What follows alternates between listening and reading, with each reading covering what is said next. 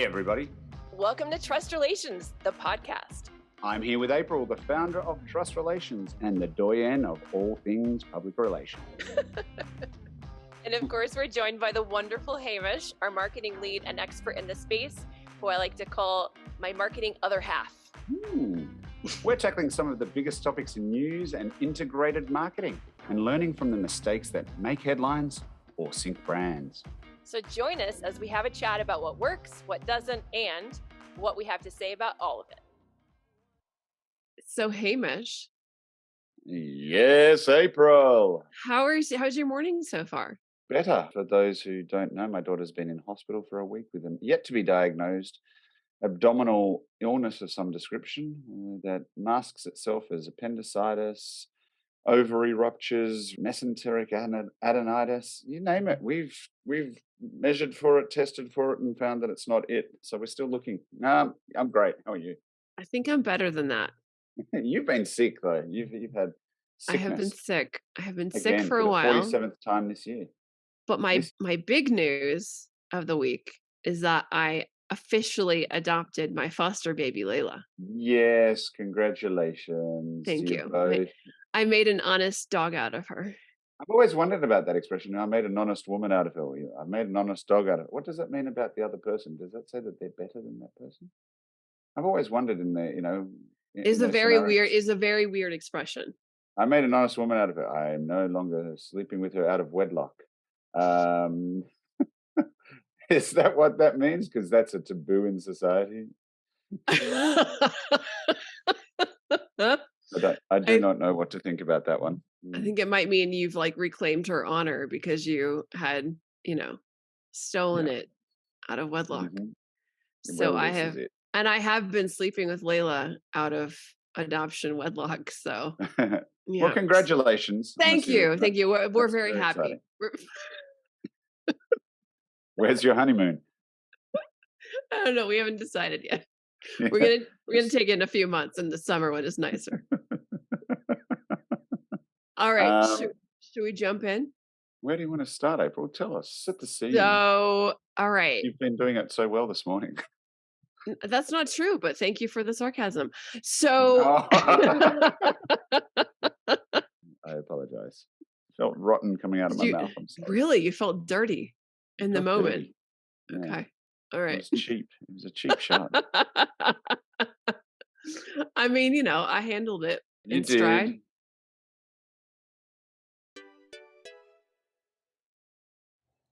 Hi, everyone.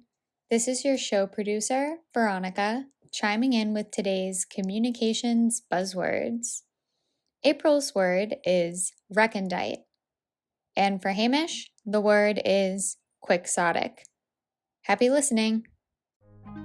So we're going to start with campaign analysis. And our analysis is around rockers uniting to fight back against the corporate use of the term rock star. Yes. Now, this is an interesting one. Yes. I also didn't watch the video. Let me see the video real quick.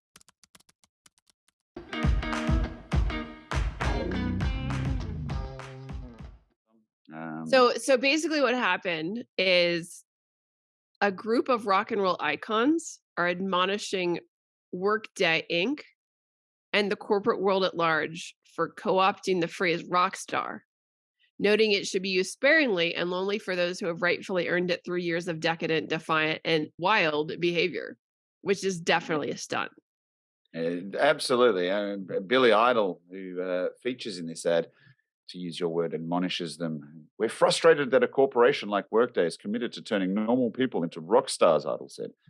We understand that it is enterprise cloud that help customers deliver value fast, but Workday clearly doesn't grasp the knock-on effects of its success on the rock and roll community. Just because anyone can be called a rock star doesn't mean they deserve the moniker. I mean, that's very, very illiterate there for Billy. What this is a very clever piece put together by Workday where they have used 5 or 6 different rock icons and turn up in workplace settings to, belittle and berate people who are using the term rock star flagrantly, because as Workday says in its own marketing, we turn HR people into rock stars. Yes. Yes. Very clever. And the ad is excellent. Very I clever. haven't seen an ad that's made me smile that much in a while. The ad is very clever. Very, very cute. I love that they actually worked with this group of rock and roll icons to admonish them. So you know that they hired these people to basically pretend on them or whatever, right? Which is really, really clever. I like it a lot. It must have cost them a fortune to do an ad with all of these actual rock stars, including Ozzy Osbourne. Kiss. Yeah, Joan Jett. Ozzy. I like Ozzy in the office in He's a suit. fantastic. Turns around. Hello, I'm Oswald. It's amazing. It's amazing. So no, very good. It's very well done. And look, you know what? It's memorable, instantly memorable. Yeah. And you want to watch it a second time. You do. And you also remember, I mean, it is actually a thing that people call each other rock stars way too often in the corporate setting. Like, thanks, you're a rock star. Thanks, you're a rock star. Yeah, it's way overused. You're the GOAT. You are, yeah. No. Rock star. I agree. But look, it's a very good way to normalize the word as well, take it away from rock stars and make everyone use it, because it's a type of thing that's easy to use in the workplace. Yeah. And everyone feels good being called a rock star. Yeah. April, you're a rock star. Thanks. It's okay. It's okay. You are. I think that I might be flagrantly using that word there. I'm sorry, Monday. But you know, it's the most obvious example I can give you. Is flagrant your word of the day? No. Oh, I thought for a sec I got you. I was like, this is very exciting. You hesitated. I'm like, I got him. I definitely got him. No. Flagrant is a good word, though. It's a good word, which is different than fragrant. Yeah, it is. It's got an L in it.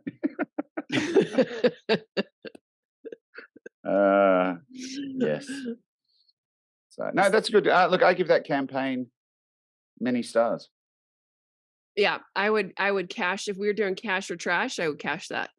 Yeah, cash that. And I think what's good about it, and if we're going to break it down, and from a marketing point of view and a PR point of view, is it's got talkability. It's got the campaign itself is bigger than the campaign because you want to talk about it. It's memorable, and the message that it puts across is instantly digestible because you know what a rock star is. You've used it yourself. Everyone's used it in the wrong context before, so instantly you're like, oh, I get that, and then you can smile along with it. So it's relatable. Yeah, agreed. We pretty much just gave that a shining sticker, star, glowing review, 5 stars. That was terrible. 5 stars. I don't know what I just 5 said. rock and roll microphones out of 5. There we go. Yes, that's what we did. Tick. Okay, bing. Let's move on. So, news of the day. Okay. Let's go to something a little bit more controversial. Yes. So, I'm sure, even in Australia, have heard about the fact that there was allegedly a spy balloon flying over the US. Well, that it was not. It was a weather balloon the size of 3 buses. A civilian balloon is what it's being called. So essentially, because of this perceived spy balloon, there's increased scrutiny now over TikTok, which is obviously owned by that Chinese company, about how much is TikTok being used by China to spy on Americans' behavior and their personal lives or taste, etc. So that's going to be an interesting thing to keep watching. I don't think this is going to resolve itself quickly. Well, no, I think it's the thing. It's going to affect TikTok, even if it's small at the start. I think that the TikTok, in some ways, had already, as much as it's a juggernaut for social media use, there had already been talk about the fact it was on the nose based on its Chinese origins and the use of data and how there's no lockdowns on it and what it does and how much it accesses the information on your phone and so on and so forth. I think that just brings this discussion back to the surface, and what that then means, I think there's a ripple effects into the marketing sphere, because if people are starting to abandon that, they're going to go somewhere else, and the dollars that people have started putting into the creation of content, organic content, using influencers, turning it into a business means that their business model's ripped out from under them, and an advertising model's ripped out, and those effects are far-reaching. Question. Lady in the back with the sweater. Is juggernaut your word of the day? Oh, no, did I use juggernaut? Go me. No, it's not my word of the day. I'm just using. This is my brain coming back into online after not having been used properly for a week. I mean, no. Well, welcome back. We're glad to have your brain back. I'm going to use just many different words today, just because I'm enjoying talking. I mean, yeah. I'm going to augment. Fair enough. I'm going to augment the normal use of my language, which might be quixotic of me because it's a very unusual for me, and it's going to be. I'm going to keep rolling with them. Okay, is augment or quixotic your word of the day? You have to pick one, and I could say no to both. Is augment your word of the day? Is quixotic your word of the day? Yes. You have to pick one. We'll ask separately then. You've done very well there. Thank you. I tried. Probably a little bit obvious. No, I mean, you snuck it in very sneakily, but it was actually in context. I know your antics, though. Yeah, it's true. Well, quixotic, for those who don't know the word and who are listening, is exceedingly idealistic, unrealistic, and impractical. And so, what I was doing was quixotic. It was, yeah, it was a very good one. To get back to the discussion at hand. So the other thing I think to keep in mind here is that when these kinds of things are happening, because obviously Twitter's had its up and downs over the last year as well. And now there's some new discussion about Twitter because, you can basically buy your way into Blue.tick. Yes. And so then does that devalue it? So I do think that this is probably, as sort of an overarching theme, important to just not put all your eggs in one basket when it comes to social media, because you don't quite know where things are going to go. And I know that the US also just made a nuclear tech deal with Australia, right? To posture against China. Australia actually called for that TT ban in the past. TT, do you want to explain the TT ban? TikTok, is Yeah. that what you're saying? Look at you go, rolling out with the young folk. I got to keep young, We have had discussions around the influences of China before, and it rolls back further than TikTok and social media. It was with the Huawei mobile technology, and whether or not we were going to have some of their technology installed to help with our mobile infrastructure, and whether or not we should, allow them to sell their handsets here, and whether or not they should be part of all of these things because of their ties as a company back to the state of China. And this discussion has just evolved into discussion around TikTok and what we need to do, and whether or not there needs to be precautions and measures put in place to help control the influence that it has and how much of a stronghold it has in Australia. Yeah. TikTok are on the nose, I think, across the globe. There's a lot of users in America. I mean, I think you're up to 140 million users there. Last year in April, that would have grown through the year. I was just trying to quickly find social media stats to look up. This is as of January 2023. Yeah, no, look. Facebook remains the most, and this is according to Meltwater, the most active global platform, nearly 3 billion. YouTube at 2.5, WhatsApp, which is another Facebook or Meta platform, at 2 billion, Instagram, 2 billion. Then WeChat, TikTok was up to 1 billion.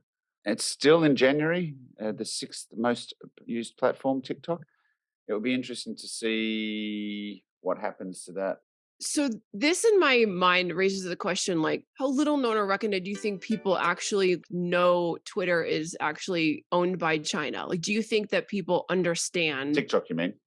Yeah. Do you think people are aware that this is what's going on? No, I think that the common person, and I don't mean that derogatorily, is that a word? Yeah.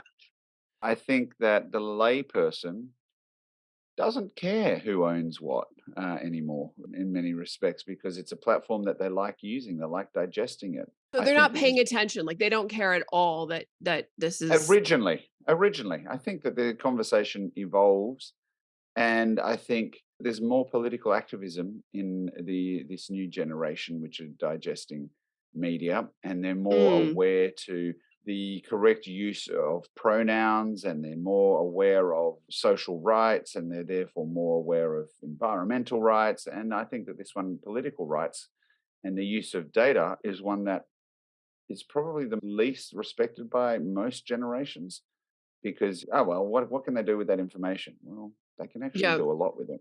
And I think that as that awareness continues with, well, this is what TikTok has access to. Did you know that when you sign up, that they can actually monitor the calls that you make inbound and outbound, and who you're speaking to and how often, and all these things that aren't part of the app that you should probably be aware of. And as those discussions continue to come to light, there's going to be more of this. Oh, hold on. Oh, and hold on. I remember reading that China owns this, and there's these people create their own narratives. Yeah. They confabulate. Yeah. I'm just wondering if people in general are going to take it seriously or just think that it sounds like crazy talk, or if it ends up being sort of lumped into in the US like an alt-right kind of message, which I don't know. It'll just be interesting to watch how I, people mm, digest this mm, information. it would be interesting to see how people digest this information and which social platforms they use to disseminate their theories. That's the irony in all of that, isn't it? Don't use this social media platform because it's taking your information. I'm using another one to tell you all about it, though, and why it's bad for you. And it's okay. It's only on YouTube. It's my YouTube video, and I control this channel. Well, all of that is still misguided, and I warn my own kids, just because it's on YouTube, just because it's on the internet, you can't believe everything just because someone has said it. Don't make it true. Well, it's going to be very interesting, but I think that the main point holds fast that we're just going to need to watch in general to make sure that brands are not getting too overly invested in just one social media platform in Hmm. case things like this come up, and have other ways of reaching those audiences, right? I mean, if it's suddenly, if you, all of your marketing eggs are in the TikTok influencer basket, for example, you'd be in a lot of Hmm. trouble. That's the thing. It's about balance. Don't have all your eggs in one basket. Don't have But that's true in uh, marketing in general, right? life in general, isn't it? Well, yeah, well, that too. But marketing is about balance. Your audience are Mm. not always on TikTok. They're not always on Facebook. They're not always watching TV. They're not always listening to a podcast. Yeah. The latest figures are, I think, that you have to expose someone to a message 15 times before they'll consider it. If you're only banging on it in-app advertising as well, they're not going to pay attention, because they start tuning that out. You have to come at them from different angles. Tell them the same message on TikTok all the time or on Facebook. Sure, you might get some brand awareness, but it's not going to be the thing that decides them. It's going to take multiple different avenues of reaching Mm. them. So yeah, don't put all your eggs in one basket. Yeah. Yeah. So, Hamish, it's time for buzzword reveal. Yeah, I missed yours and I'm very upset. I used it twice. Wow. What was your word? Well, once I used it in our early chat and we can't use that. And then I had to use it again. What was your word? That's why it snuck through. The first time you got it, there was no way I was going to pick it up the second time because it sounded normal now. Well done. What was it? Recondite. Recondite. Yeah, it means little known or abstruse. Abstruse? I don't even know that word. What's abstruse? Abstruse. It's like a book is full of recondite information. So it's like little known, like Wow. obscure sort of. I probably thought you were talking about rock and roll still. That's unfair.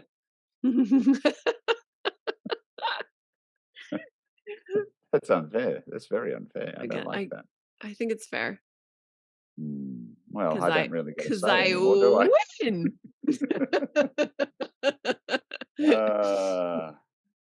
Too bad we're not keeping score. Well done. Well won to you. Thank you. I think you've done very well there. Congratulations. Appreciate it. Thank you. Thank you. It was a hard fought one. And so with that, should we wrap it up? Yes, thank you very much to everybody for listening and tuning in to your favorite podcast. And remember, you can subscribe, rate, and share our show to keep this content coming your way and grow this community of amazing communicators. But you know what you need to do before we sign off? You've got to tell them about this week's offer code, April. Visit the link in the show notes below and use the code TrustAnalysis25 for a chance to win a free trust analysis workshop for the first to enter. New clients qualify and terms and conditions apply. You can check out our webpage for a full rundown of the offer details. Bye, everybody. Bye. Bye.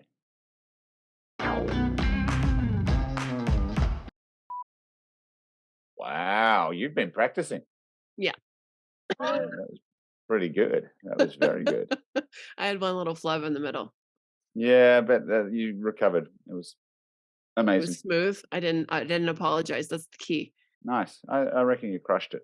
Okay, good. You're a rocker. You're I'm a rock star. Yeah, rock and roll star. I was going to say. I don't know why. You're a rock star. Yeah, rock and roll star. That's not how you say it. No, that's how I'm going to re-co-opt it for you. You're a rock and roll star. That makes you sound so nerdy.